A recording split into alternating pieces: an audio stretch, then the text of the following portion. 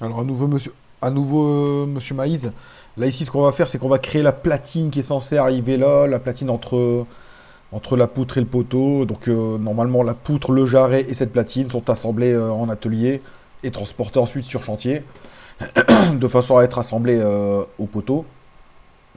Alors, pour construire cette platine, au niveau de l'épaisseur, normalement, elle va faire, là, on avait demandé 12 mm, ok, il y a un écart de 12 mm, donc elle fera 12 mm. Alors, entre là et là, on a combien? Ah, tiens, j'ai pas.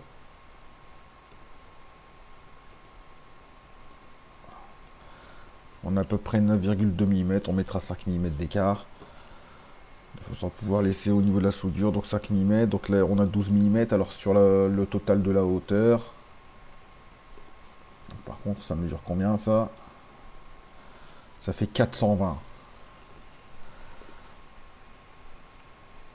Ok. On va faire nouveau. Nouvelle pièce. Là, esquisse. Oh, un rectangle. Sur cette vue-là. À peu près comme ça. On va mettre une hauteur comme ici de 420. Qu'on va modifier par la suite de toute façon. Là, ici, on a demandé 12 mm.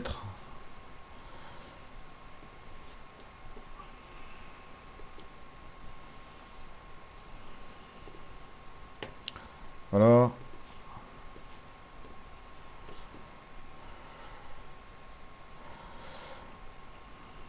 Là.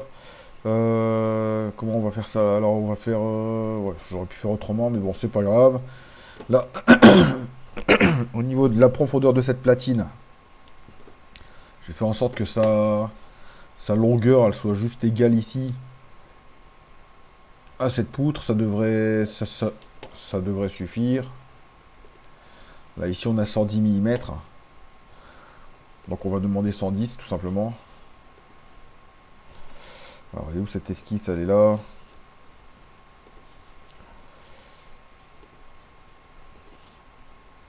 Ah, voilà, notre platine est prête. Alors, je vais la prendre dans ce sens-là.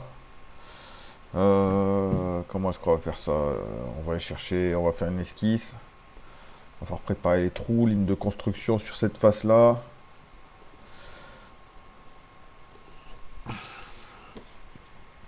Voilà.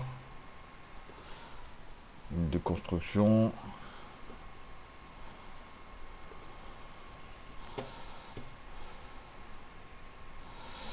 Là, alors comment on va faire? On va en refaire une, ouais. De là à là. Puis de là à là.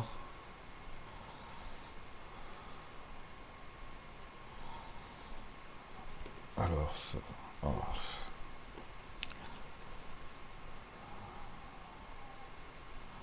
voilà, ça rame. Ouais.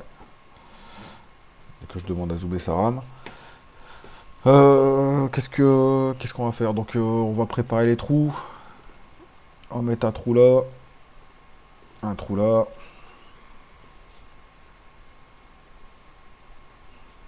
Alors, par contre, je sais plus exactement les trous. C'était des boulons de 18, il me semble, pour des trous de 20. On va vérifier après. Alors là, je vais mettre 20. Voilà.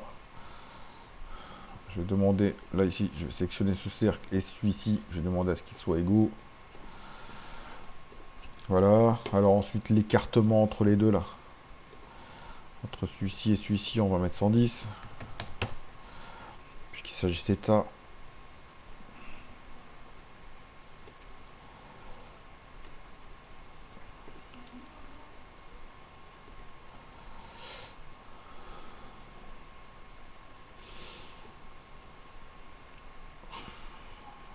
Alors ça rame, c'est horrible.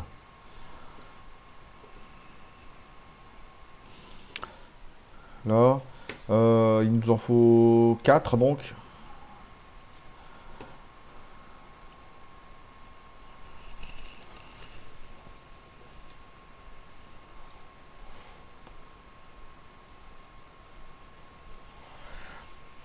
Voilà.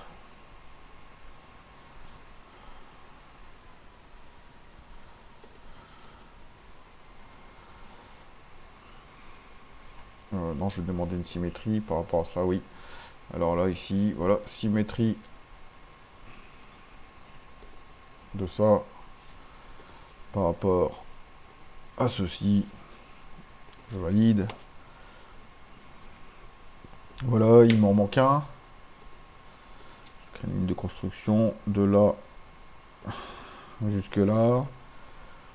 Et pareil, symétrie, c'est là. De ça, clic droit pour valider. Mince, quand il me l'a demandé normalement, bon, c'est pas grave. Symétrie par rapport à cet axe-là, valider en clic droit. Voilà. Alors la suite, qu'est-ce que c'est? Bah, c'est l'écartement qu'il y a là. Alors je me souviens pas exactement il y avait combien. On va aller vérifier ça. On va aller vérifier également le diamètre des trous. Voilà. Diamètre des trous, est-ce qu'on avait bien diamètre 20? C'est du diamètre 20, ok. Ensuite, il y avait quoi d'autre? L'écartement qu'il y a. Je sais pas pourquoi il m'en a sélectionné deux. Alors si je prends uniquement ce trou et uniquement ce trou, la ligne en rouge, pas sûr que ce soit un anthrax. Vu la taille de la ligne, pas sûr que ce soit un anthrax. Alors ce que je vais faire, c'est que je vais dans cette esquisse là, et là 28 et 28. Ça fait bien 36. Donc on va se mettre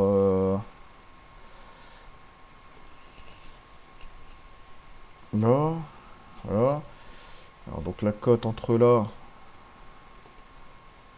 et là, on a 28. Voilà. Alors, toutes les lignes sont bleues, c'est qu'il y a une cote qui manque et c'est celle-ci. Parce que je ne sais pas exactement combien est-ce qu'on va mettre. On verra ça après, on saura la modifier de toute façon. Dans l'immédiat, on met 25. Voilà, toutes les cotes sont en noir. Et il y a autre chose, c'est que on va sélectionner tout. Mince. On va faire échappe. On va sélectionner tous les traits. On va demander une symétrie. Tous les cercles. Hop. Alors il a bien pris que les arcs. On appuie sur CTRL pour en sélectionner plusieurs. Il a bien pris uniquement des arcs. La symétrie par rapport à cette ligne. Clic droit pour valider. Là on est bon, on peut quitter l'esquisse.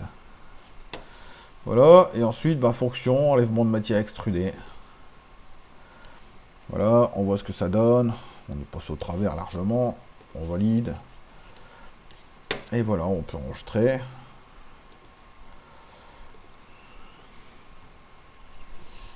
Alors, on va appeler platine. Poutre et jarret. Enregistrer. Voilà, alors comment on va faire ce coup-ci? Cette fois-ci, ouais, ok. Dans l'assemblage, alors assemblage, insérer un élément, on va aller chercher la platine.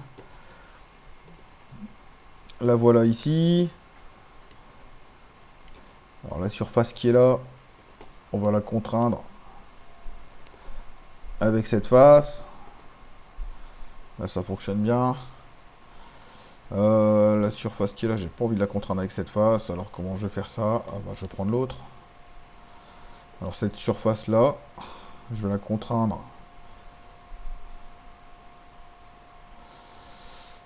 Ça rame forcément.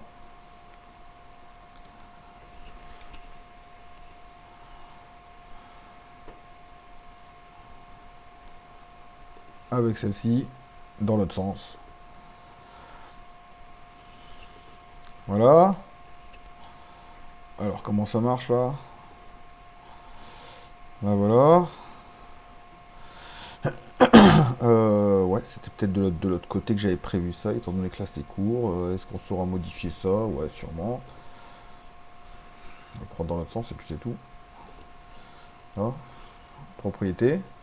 Clic droit, donc propriété pour le modifier. Là, éditer la fonction.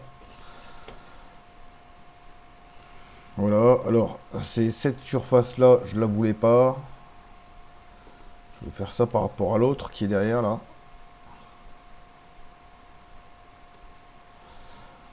Voilà, là c'est impeccable. Comme ça, alors ensuite, ce trou, je voudrais qu'il soit coaxial.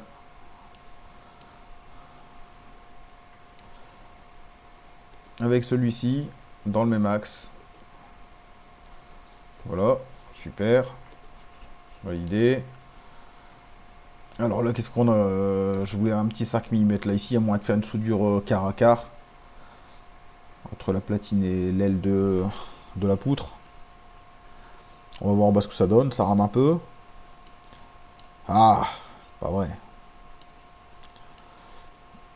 Donc là, on peut le laisser comme ça en fait, hein. Là, ici, c'est nickel également, on a de la place pour une belle soudure. On va laisser comme ça, c'est parfait.